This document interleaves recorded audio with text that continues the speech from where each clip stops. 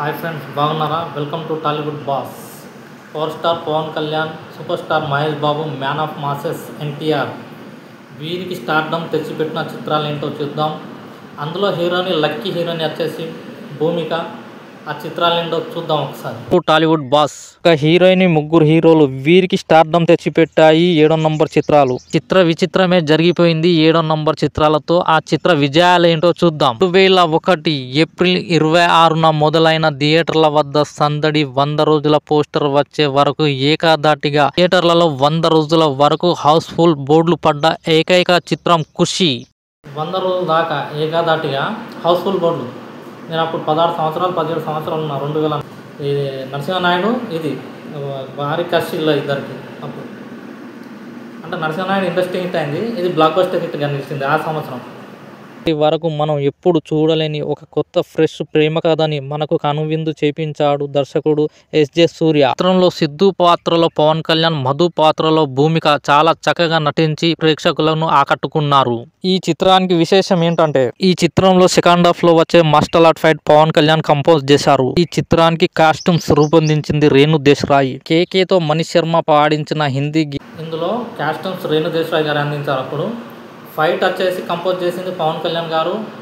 ఇది కాక డాడీ సినిమాలో కూడా ఆయననే కంపోజ్ చేశారు ఫైట్ సీన్. అదొకటి ఉంటుంది క్యాంపస్లో కాదు, మన క్యాంటీన్లో ఉంటుంది.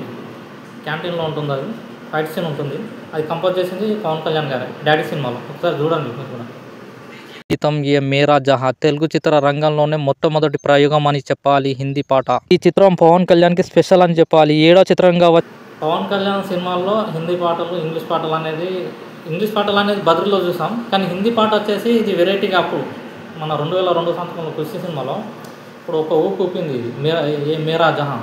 ఈ చిత్రం తిరుగులేని సూపర్ స్టార్ ఇమేజ్ ని తెచ్చిపెట్టింది. దిగ్గజ నిర్మాణ సంస్థ అయిన శ్రీ సూర్య మూవీస్ బ్యానర్ పై ఏఎం రత్నం నిర్మించిన ఈ చిత్రం బాక్సాఫీస్ వద్ద 20 కోట్ల పైగా వసూలు సాధించి బ్లాక్ బస్టర్ హిట్ గా నిలిచింది. ఇక ఇది అప్పటికి నరసింహనాయుడు నడుస్తూనే ఉండి ఇది వచ్చేసి బ్లాక్ బస్టర్ హిట్ అయి కాసుల వర్షం కురిపించింది మన ఏఎం రత్నం గారి. ఇక మహేష్ బాబు ఒక్కడి చిత్రం 2003 సంవత్సరంలో విడుదలై ఇది కూడా బ్లాక్ బస్టర్ అయింది. ఆయనకు తిరుగులేని స్టార్ ఇమేజ్ని తెచ్చిపెట్టిన చిత్రం ఒక్కడి చిత్రం. పోకిరి అనేది తర్వాత వచ్చింది, కానీ అసలైన స్టార్డమ్ తెచ్చిపెట్టిన చిత్రం మాత్రం ఇదే. సూపర్ స్టార్ డమ్ తెచ్చిపెట్టిన చిత్రం పోకిరి చిత్రం. స్టార్డమ్ తెచ్చిపెట్టిన చిత్రం మాత్రం ఒక్కడు. మహేష్ బాబు రాజకుమారుడు, మురారి హిట్ చిత్రాల తర్వాత 2003 జనవరి 15 సంక్రాంతి కానుకగా వచ్చిన ఒక్కడు మూవీ. సుమంత్ ఆర్ట్ ప్రొడక్షన్ లో ఎంఎస్ రాజు నిర్మించిన ఈ చిత్రం గుణశేఖర్ దర్శకత్వంలో, మనీష్ శర్మ సంగీత సారథ్యంలో మహేష్ బాబు, భూమిక నటించిన ఈ చిత్రం భారీ బడ్జెట్ తో హైదరాబాద్ శివార్లోని గోపన్న. మహేష్ బాబు, మనీష్ శర్మ కాంబో అంటే ఒక పాటలు చాలా బాగుంటాయి. ఒక్కడి మూవీలో అయితే మహా బాగుంటాయి. చెప్పే చిరుగాలు కానీ సాహసంగా సాగిపో, ఇప్పటికీ అది ఒక చాలా బాగుంటుంది.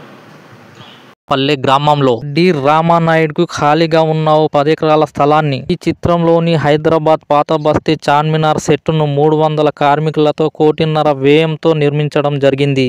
ఈ చిత్రంలోని అన్ని పాటలు మ్యూజికల్ హిట్ గా నిలిచాయి. మహేష్ బాబు కెరియర్ లోనే ఒక మైలురాయిగా నిలిచిన చిత్రం ఇది. మహేష్ బాబుకు స్పెషల్ అనే చెప్పాలి ఈ చిత్రం. మహేష్ బాబు, భూమిక నటించిన 7వ చిత్రం ఒక్కడు మూవీ మహేష్ బాబుకు స్టార్డమ్ తెచ్చిపెట్టింది. ఇక ఈ చిత్రం తొలి స్టార్డమ్. మురారి తర్వాత ఆయన ప్రయాణం అటు ఇటుగా సాగుతుంది. అప్పటికి ఒక్కడు వచ్చి ఒక ఊపు ఊపింది, మహేష్ బాబు కెరియర్ను ఊపింది. ఈ చిత్రం బాక్సాఫీస్ వద్ద 22.5 కోట్ల వసూళ్లు సాధించి బ్లాక్ బస్టర్ హిట్ గా నిలిచింది.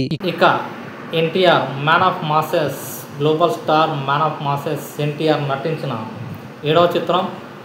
ఇది వచ్చేసి ఇండస్ట్రీ రికార్డ్ బ్రేక్ చేసింది. అప్పటికి పెద్ద హీరోలకే సవాళ్ళు విసిరడం స్టార్ట్ అయింది ఈ చిత్రంతో. రాజమౌళి తన కెరీర్ని ఒక మైలురాయి అని చెప్పాలి. రాజమౌళి కెరీర్లో కూడా ఈ చిత్రం. సింహాద్రి లేకుంటే ఈరోజు రాజమౌళి ఈ స్థాయిలో ఉండేవాడు కాదు. అది ఎన్టీఆర్ స్నేహితం వల్లనే సింహాద్రి ఆయనకు దక్కిందని నా అభిప్రాయం. ఒక్కసారి సింహాద్రి రివ్యూ చూద్దాం.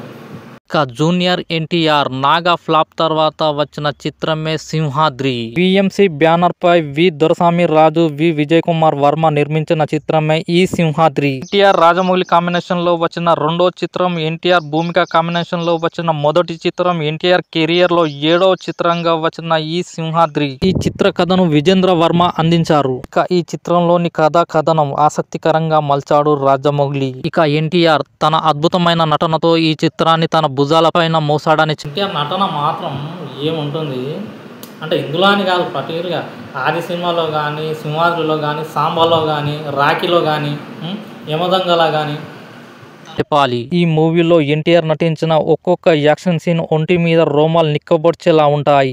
నాజర్, కోట శ్రీనివాసరావు, బ్రహ్మానందం, అంకిత, భూమిక తమ పాత్రల్లో ఒదిగిపోయారు.